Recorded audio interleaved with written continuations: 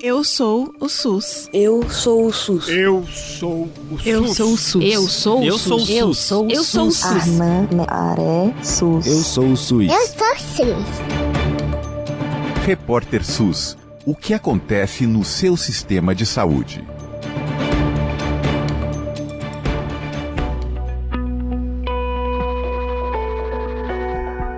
O dia 3 de junho marca o dia de conscientização sobre obesidade infantil e esse é o tema do Repórter SUS desta semana. Entre as mais de 6 milhões de crianças atendidas pelo nosso SUS, o Sistema Único de Saúde, entre 5 e 10 anos, 30% precisam de atenção ao peso. E entre elas, há gradações. Cerca de 1 milhão está em sobrepeso. 600 mil crianças estão obesas e 370 mil têm um quadro de obesidade grave. Esse cálculo é feito a partir do IMC, que é o Índice de Massa Corpórea das Crianças, em que o peso é dividido pela altura. Enquanto nos adultos esse cálculo é mais simples, em que valores entre 18 e 25 são considerados adequados. Quando o índice está entre 25 e 30, indica sobrepeso e acima disso, obesidade. Mas no caso das crianças, o cálculo é um pouco mais complexo porque depende também da idade, da evolução do crescimento. Mas para você ter uma ideia, uma criança de 5 anos que mede 1 metro deve pesar cerca de 15 quilos. Já aos 10 anos, o peso médio para uma altura de 1,40 seria de 32 quilos, com pequenas variações entre meninos e meninas. E a alimentação adequada tem tudo a ver com isso, tem um papel importantíssimo nessa balança, inclusive a oferta de comida saudável nas escolas. Então, hoje a gente vai trazer esse tema aqui no nosso podcast Repórter SUS, falando mais especificamente sobre a merenda escolar. Será que o Brasil está no caminho certo para cuidar da saúde das nossas crianças? Em fevereiro de 2025, o governo federal reduziu de 20% para 15% o percentual máximo de alimentos ultraprocessados na merenda escolar. Em 2026, vai chegar só a 10%. Essa é uma excelente notícia. Entre exemplos desses alimentos estão bolachas recheadas, refrigerantes, macarrão instantâneo. Quem acompanha o Repórter SUS sabe bem do que a gente está falando quando a gente fala dos ultraprocessados. Aquela comida que quase não é comida e que tem um monte de componente que não está na nossa cozinha normalmente. Para entender o tamanho do problema diante de nós e como a gente deve atuar para que a promoção de hábitos saudáveis possa ser adotada entre as nossas crianças, o Repórter SUS recebe hoje a professora da Universidade Federal de Minas Gerais, Larissa Loures. É um prazer ter você aqui com a gente. Larissa, muito obrigada por estar aqui com o Repórter SUS, com o Brasil de Fato e com a Fiocruz. Muito obrigada, Nara. É uma temática super importante, relevante. Acho que a gente discutir, né, também o papel dos ambientes alimentares, da escola na vida das crianças é fundamental, né? Pensando que a obesidade ela é multicausal, então, assim, não tem uma causa e efeito, a resposta não é simples. Então, aqui, né, a gente vai tentar abordar um pouco essa questão complexa, digamos assim. Eu acho que não é fácil, né? Voltando numa pergunta sua, como que está o nosso ambiente alimentar escolar no Brasil? Eu falo que o nosso problema de complexidade começa por aí, porque a gente tem um cenário para as escolas públicas e um cenário para as escolas privadas, né? Talvez a gente tenha hoje no mundo o maior programa, quando a gente pensa em alimentação escolar, que é o Programa Nacional de Alimentação Escolar, o PNAE, conhecido como merenda aí nas escolas, não tem problema, aqui a gente conversa de uma maneira bem simples, né? Que oferta refeições de qualidade, gratuitas, para cerca de 40 milhões de estudantes, né? O que não é pouco na educação pública, né? Dentro desse modelo, eu também preciso ressaltar que quando a gente pensa nas escolas estaduais, a gente ainda permanece com o modelo de cantinas, de comercialização de alimentos, né?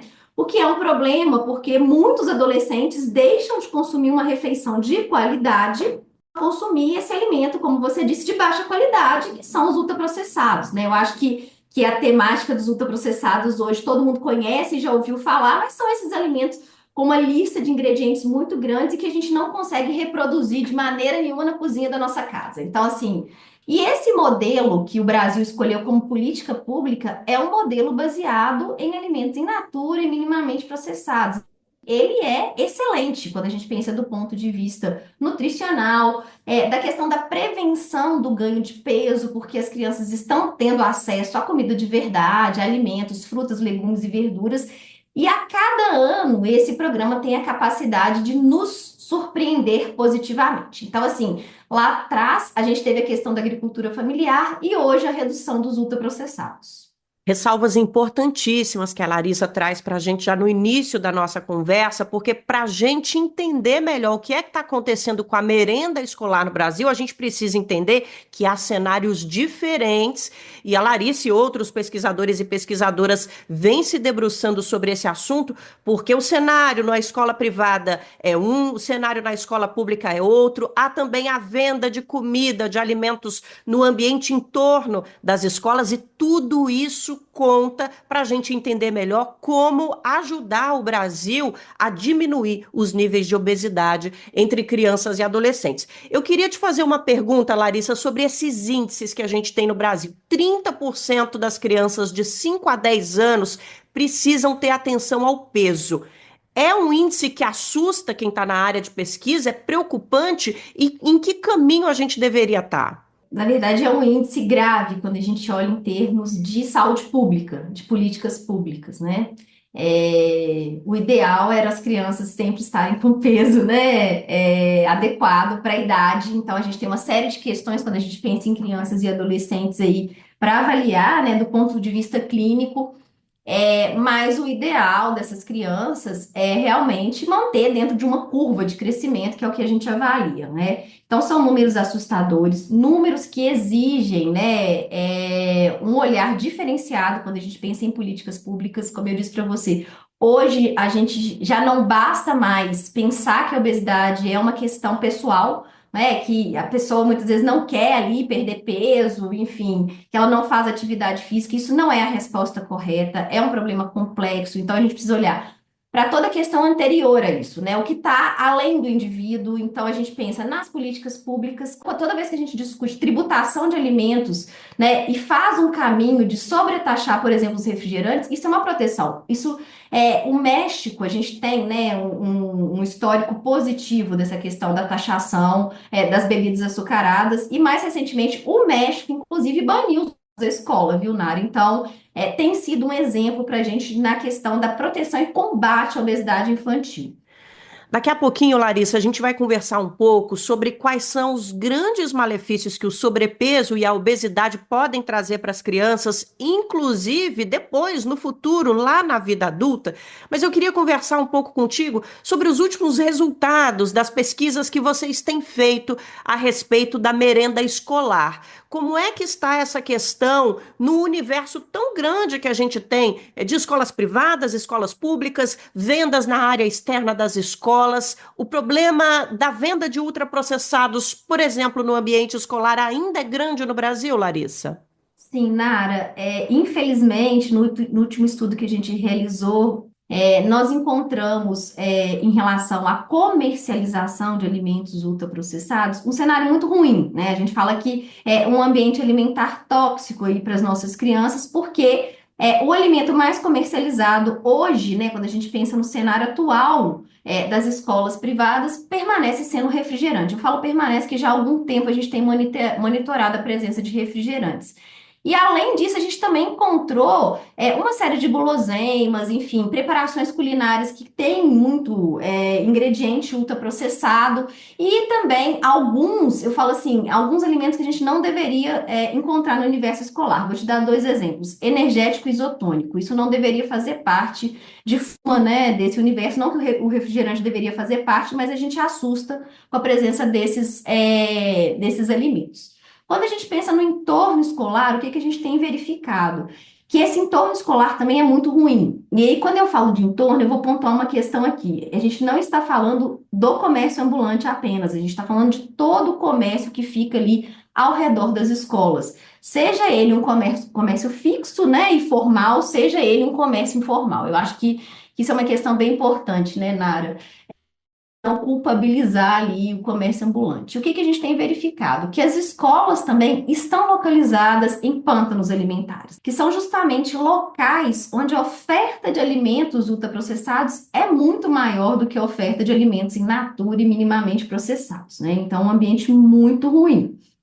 E aí, quando a gente pensa nesse cenário, a gente está dizendo para as escolas públicas que dentro das escolas eu tenho um cenário favorável, né, para o consumo de alimentos saudáveis, e quando eu saio das escolas públicas eu tenho um cenário muito ruim, né, justamente no entorno. Para as escolas privadas, eu tenho um cenário que se agrava, porque eu tenho um cenário muito ruim dentro das escolas de comercialização de alimentos e um cenário também ruim quando a gente pensa no entorno. Então, realmente a gente precisa hoje debater o ambiente alimentar escolar para além dos muros aí das escolas. Nós temos uma conversa que o Brasil de Fato fez com a Larissa em 2021 sobre justamente a qualidade da merenda escolar nas escolas públicas e privadas, e já lá naquela ocasião, a pesquisa que ela fazia na Universidade Federal de Minas Gerais alertava para o fato de que os alunos de escolas públicas se alimentam melhor do que os da rede privada, e isso se deve muito a políticas públicas, como o Programa Nacional de Alimentação Escolar, que todo mundo conhece como PNAE, e que existe desde 2009 e que é responsável por regulamentar o consumo de alimentos nas escolas com foco na agricultura familiar, nos alimentos in natura e tirando o foco dos ultraprocessados, como a gente já falou aqui. Bom, trazendo todo esse cenário que se divide em escolas privadas, públicas, no entorno dos nossos ambientes escolares, Larissa, vamos falar um pouquinho para quem está nos ouvindo quais são os problemas que uma alimentação inadequada podem trazer para crianças no futuro. Não é só na idade infantil ou na adolescência que o sobrepeso pode se manifestar, ou que doenças como diabetes, obesidade podem se manifestar. A má alimentação, inclusive no ambiente escolar, pode trazer problemas também para a vida adulta?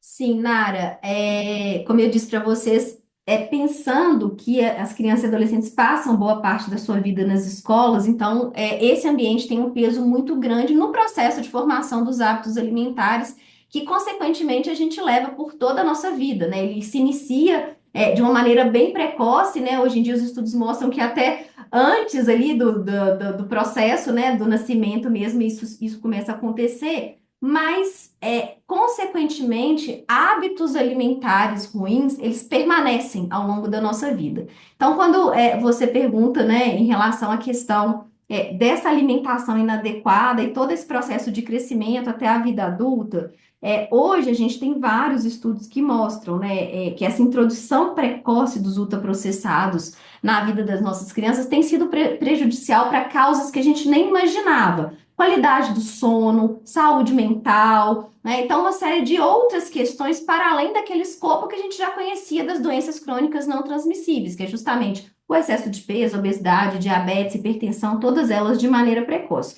Toda uma questão, inclusive, de comprometimento que a gente tem no desenvolvimento cognitivo, né? E aí, consequentemente, esses hábitos ruins, eles permanecem aí com os indivíduos, e na idade adulta é ainda mais difícil, né, da gente voltar atrás e moldar esses hábitos. Uma vez que, por exemplo, os ultraprocessados, a gente acostuma com a palatabilidade dele, né? Então, ele tem uma hiperpalatabilidade. Você conseguir modificar o seu paladar na vida adulta é muito difícil. Então, as pessoas acabam levando isso para a vida adulta e, consequentemente, cada vez mais buscando esse prazer com excesso de sal, excesso de açúcar. E, para além disso, né, os ultraprocessados hoje, a gente também tem toda uma evidência da questão dos aditivos presentes nesses alimentos e todos os malefícios para a nossa saúde como um todo. Recentemente, a gente teve a oportunidade de acompanhar uma palestra na Feira da Reforma Agrária, que ocorreu na cidade de São Paulo no mês de maio, que falava justamente sobre a merenda escolar e a necessidade da gente incorporar produtos in natura. E tudo isso que a Larissa está trazendo aqui para a gente foi falado por outras especialistas que estavam ali na feira e como esses problemas continuam se manifestando na idade adulta, inclusive com o acréscimo de problemas mentais, problemas da saúde mental, como a Larissa bem trouxe. Então, essa é uma percepção que hoje já está muito presente na área de pesquisa da nutrição no mundo todo. Cientistas do mundo inteiro começam a perceber a ligação direta que a nutrição, a má alimentação tem com a saúde mental. E isso é algo para a gente ficar de olho aqui no Brasil, principalmente com o envelhecimento da nossa população. Agora, Larissa, a qualidade da alimentação e o peso são as únicas variáveis para a gente avaliar na hora de identificar propensão de doenças crônicas? Tem outras coisas para serem levadas em conta? Sim, Nara, como eu te disse, é uma doença multifatorial, então acho que a gente precisa olhar muito para o ambiente em que essas pessoas estão inseridas, né? Então a gente tem trabalhado muito com a questão dos ambientes, de tentar reverter, moldar esse ambiente, pensando que muitas das respostas das doenças crônicas são relacionadas a esse ambiente, né? Então a gente tem um percentual muito pequeno da questão genética e a questão ambiental aí tendo uma resposta muito importante. Então, toda vez que a gente pensa no ambiente, a gente está tentando tirar o peso do indivíduo, como eu te disse, né? Tentando culpabilizar menos esse indivíduo, estigmatizar menos. A gente pensa na obesidade. Recentemente, a gente fez um estudo com crianças que vivem com obesidade na atenção primária à saúde. Também verificamos isso, como que essas crianças já estão com um processo de sofrimento, de bullying. Então, eu acho que hoje a gente tem um debate que ele é muito além da questão da atividade física e do que se consome, né, de maneira adequada ou inadequada. Eu acho que realmente a gente precisa trabalhar com políticas públicas que vão moldar e modificar esse ambiente para a gente conseguir dar segurança, né, para aquele indivíduo ter tomadas de decisões ali, quando a gente pensa na alimentação, que são tomadas de decisões conscientes, porque senão ele está sendo bombardeado por uma indústria, e aí essa concorrência é desleal, Nara. Realmente, quando a gente pensa na capacidade que eles têm de fazer publicidade, de convencer, de ter um consumidor em potencial, eu acho que as nossas políticas públicas, a gente precisa começar a trabalhar esses aspectos que são relacionados aos ambientes alimentares. Inclusive, essa sua fala me remete a uma outra pesquisa da UFMG que a gente tratou aqui no Brasil de fato, que é uma pesquisa que indica que crianças que vivem em locais mais violentos e com menos opções de lazer têm mais propensão à obesidade. A Ariene Silva do Carmo, que também é pesquisadora em nutrição da Universidade Federal de Minas Gerais, fez esse estudo em Belo Horizonte com mais de 700 estudantes do 4º ano do ensino fundamental. A gente trouxe esse estudo lá no ano de 2021 no Brasil de fato e a conclusão era essa. Então, olha só, se a gente tem, por um lado, a maior venda de alimentos ultraprocessados no ambiente das escolas privadas, a gente também tem, por outro lado, um menor acesso a comidas in natura, que hoje em dia são mais caras que as ultraprocessadas, em regiões de menor renda. E isso também já está colocado em pesquisas aqui no Brasil. A gente tem um problema, né, Larissa, que para todo lado que a gente olha, a gente percebe que essa presença dos ultraprocessados e da publicidade dos ultraprocessados parece que está atirando de todos os lados nas nossas crianças e adolescentes. Então, eu imagino que para vocês que estão pesquisando a área, as medidas relativas à taxação, por exemplo, que você já tratou aqui, são muito essenciais, né? Isso, Nara. Hoje também preciso destacar, né, duas questões. Essa questão do acesso, né, aos alimentos saudáveis. Isso tem sido um gargalo para a gente que estuda ambientes alimentares. A gente tem visto que, de fato, prevalece, né, no sistema alimentar que a gente vive, nos ambientes alimentares, a oferta dos ultraprocessados. Então, recentemente, a gente tem tido, né, programas e políticas públicas olhando muito para isso. Eu vou destacar aqui o Alimenta Cidades, né, do Ministério do Desenvolvimento Social. Então, de fato, a gente precisa resolver esse problema do acesso físico ao alimento.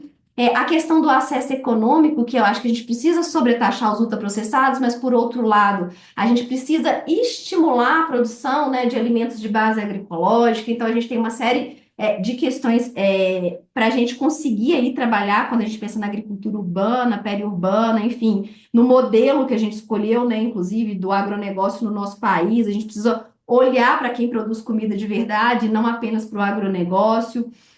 Então, a gente tem um debate que é um debate necessário quando a gente pensa no abastecimento. E quando a gente pensa, voltando só rapidamente ao ambiente escolar, se por um lado a gente tem o PNAE, e por outro lado a gente tem uma inércia política quando a gente pensa na comercialização de alimentos, né? No meu ponto de vista, uma falta de vontade de ter um dispositivo legal nacional que versa sobre esse assunto, né? Então, assim, o tanto que seria importante a gente se espelhar no México, que baniu, né, a comercialização de ultraprocessados nas escolas. Então, eu acho que a gente ainda tem muito a avançar na agenda da comercialização em um ambiente que tudo deveria educar.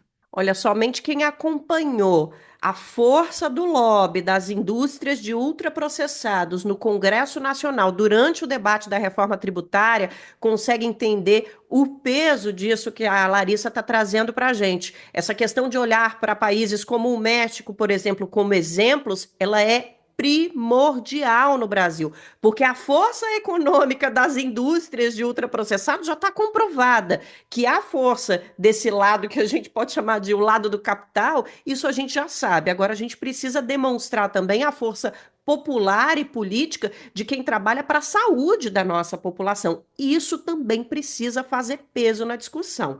Então, não foi tudo que a gente queria para manter a saúde das nossas crianças, por exemplo, que a gente conseguiu na reforma tributária, embora tenha havido algumas boas evoluções, mas a gente ainda precisa de mais. Falando nessa questão das políticas, Larissa, o governo anunciou um aumento na composição de alimentos in natura dentro da alimentação escolar e detalhou os alimentos que devem ser adquiridos pela primeira vez. Essas medidas contribuem na qualidade da alimentação escolar ou ainda esbarra nessa questão que você traz da falta de vontade, de apelo político para que nacionalmente isso esteja de vez incorporado nas nossas escolas? Bem, a nova resolução que a gente tem aí, né, do FNDE, do PNAE, é uma resolução muito importante. Eu acho que ela é mais um marco, né?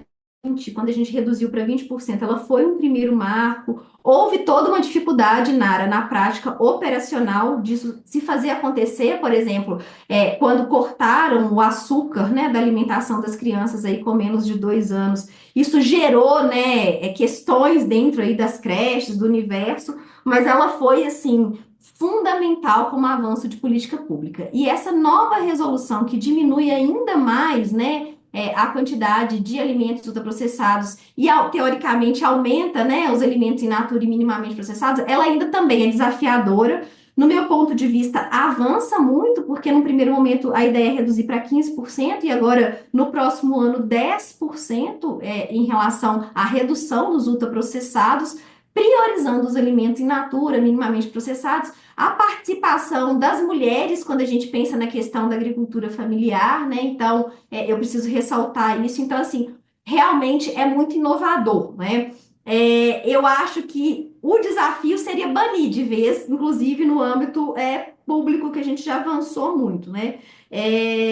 Por que não banir os ultraprocessados? Eu acho que você trouxe muito bem. Existe uma agenda de conflitos de interesse enorme quando a gente pensa em políticas públicas, né? Muitas vezes esbarra nessa questão da inércia política. Então, você tem aí governantes que não estão trabalhando para a gente, eles de fato estão trabalhando para a indústria de alimentos. Então, isso é muito grave, mas que bom que dentro do Programa Nacional de Alimentação Escolar a gente conseguiu avançar mais um pouco nessa agenda. Fica aí, né, essa mensagem que reduzir para 10% já é extremamente desafiador, né? Mas eu acho que a gente tem condições de banir. Se você me perguntar, eu realmente acho que a gente caminha para não ter ultraprocessados aí na alimentação, pelo menos no que diz respeito ao dinheiro público, que é do Programa Nacional de Alimentação Escolar. Olha, já houve momentos de conversas aqui no Brasil de Fato, na nossa editoria de saúde, de bem viver, a respeito da presença de ultraprocessados na dieta dos brasileiros e brasileiras, em que foi falado por gente da área da ciência que seria inevitável esse banimento dos ultraprocessados da alimentação escolar infantil. Então, por mais que a indústria tenha esse peso, quem está na área da ciência já percebe esse movimento como um movimento necessário e que em algum momento da nossa história não vai ter volta, vai ter que acontecer. E eu lembro a você que está nos ouvindo que o Brasil ainda tem uma janela importantíssima no que diz respeito à alimentação, porque o nosso povo ainda se alimenta mais de produtos in natura ou minimamente processados, e não de ultraprocessados. Infelizmente, o consumo de ultraprocessados está aumentando muito no nosso país, mas a gente ainda não está no mesmo nível de países da Europa, ou mesmo aqui da América, os Estados Unidos, por exemplo, em que o consumo de ultraprocessados é a maior parte da dieta, não só de crianças e adolescentes, mas da população em geral. Essa janela de oportunidade que o Brasil tem não pode ser perdida.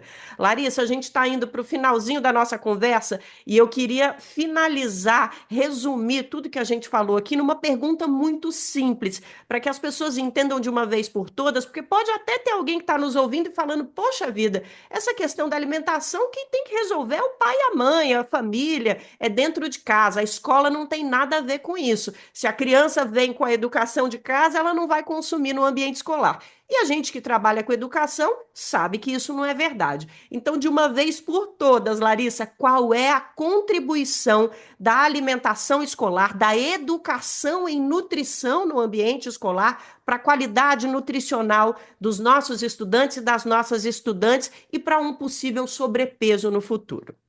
Nara, a escola ela é fundamental nessa formação de hábitos alimentares, por isso que a gente tem que cuidar e ter a seriedade que a gente tem com outras agendas, né, como por exemplo a questão de não ter celular nas escolas, com a alimentação das crianças, né? Esse espaço molda, né, toda a questão do consumo alimentar, do que a gente futuramente, né, vai consumir na vida adulta, então realmente é um espaço de educação. E a educação alimentar e nutricional nesse espaço, ela só faz alimentar promotor de saúde. Porque como que eu quero educar uma criança, como que eu quero levar o guia alimentar, né, como base, referência nos processos educativos, se quando a criança sai dessa sala de aula, ela se depara, né, com esse pântano alimentar, com esse local com uma quantidade enorme aí de alimentos ultraprocessados. Então, realmente, como eu te disse, no âmbito público, a gente caminha para conseguir fazer com que a educação alimentar e nutricional se comunique com esse ambiente alimentar saudável, mas no âmbito público a gente está bem distante. Não basta ter aula, não basta estar nos livros didáticos. Esse ambiente precisa ser modificado. E aí, a consequência disso tudo, Nara, no longo prazo, é ter uma qualidade de vida, né? Ter, enfim, uma alimentação adequada e saudável na sua essência, né? Então, quando a gente investe aí em uma geração e a gente consegue fazer com que essa geração seja, né, do ponto de vista nutricional, mais saudável do que a geração acima dela, a gente está investindo em recursos futuros para a gente conseguir trabalhar outras áreas, para a gente não ter que ficar aqui debatendo que as crianças estão cada dia mais obesas, as crianças estão tendo diabetes de maneira precoce, ficando hipertensa, não dormindo, né, tendo problema de saúde mental. Isso daí chega a ser desleal, né? Então, assim, realmente a gente precisa investir na alimentação escolar. Gente, é muito mais barato para o sistema de saúde que a gente invista na prevenção. Isso é comprovado em qualquer área, não é só na área da alimentação, não.